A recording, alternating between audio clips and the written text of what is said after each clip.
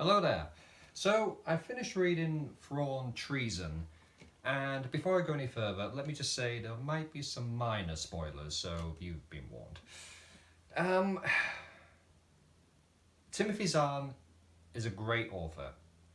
This has been written very well, and I don't blame him at all from what I'm about to say, because quite frankly, I think he's been placed under certain limitations by Disney. At least that's the impression I get.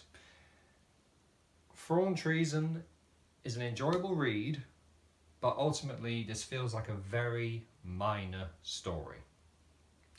Because quite frankly, not that much happens in this book. It's kind of... Put it this way.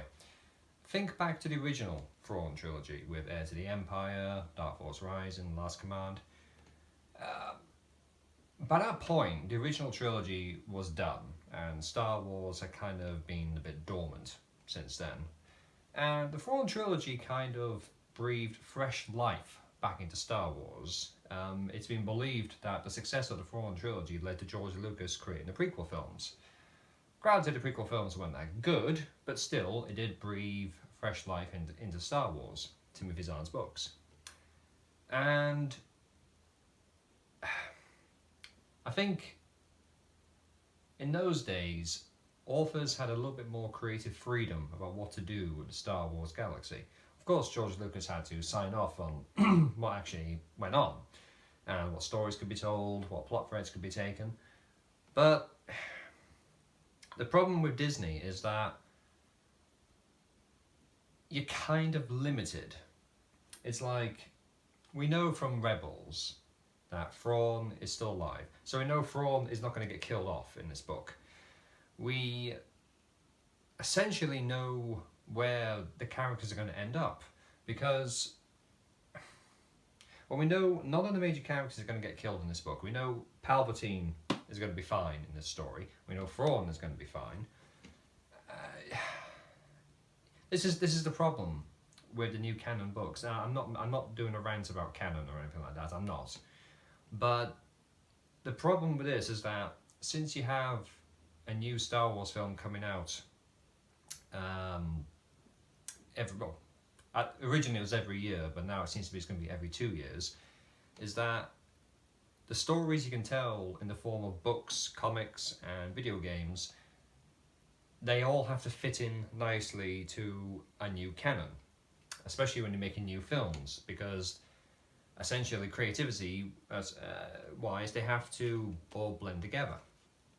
And I think with regards to the old expanded universe, because the films were largely done, you could have a little bit more creative freedom. It's like, for example, there is no way you'll get a great galactic war in the Disney Star Wars books, because they just wouldn't do it.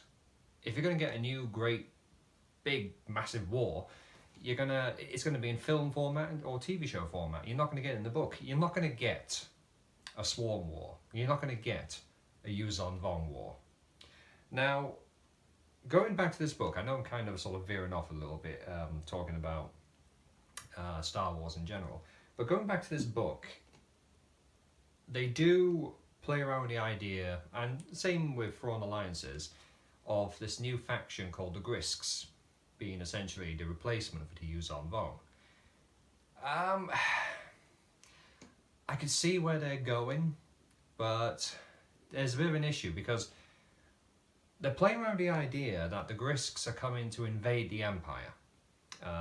They're sort of encroaching into the territory of the Empire, and they're portrayed as this big looming threat on the horizon that Thrawn and the Chiss are trying to prepare the galaxy against. Similar to, you could say, with what happened in the old canon with the Yuuzhan Vong. But here's a problem.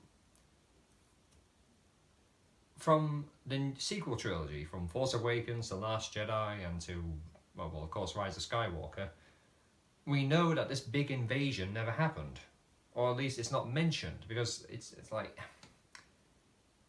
how can you set up this big looming alien threat that's going to attack when we know by the sequel trilogy, which happens about 30 years after the events of Return of the Jedi, it obviously hasn't happened yet, because there would be references to this big alien invasion that happened, and there's no mention of it. And here's the thing, with Thrawn trying to prepare the Empire, or at least trying to defend the Empire against the Grisks, and Palpatine and Vader being aware of it, well, here's the thing.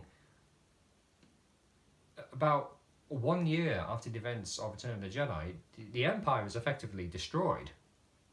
Yeah, there are remnants that form the First Order and so, but the Empire as a whole is effectively destroyed, and I think it's a pretty good guess that the New Republic, before that got destroyed, the New Republic never even encountered the Grisks. So the only way I can think about the Grisks being this big, all-powerful threat would be as if it was sometime after the Rise of Skywalker. And so, well, this is kind of like what I mean. I think the advantage with some of the old stories in the old EU is that there was a lot more creative freedom. You could do more with the universe. With Disney, it's kind of decided by committee. I mean, Timothy Zahn, again, he's a great writer. I love his books, and I do like this book. I do. My criticism isn't towards the quality of the book.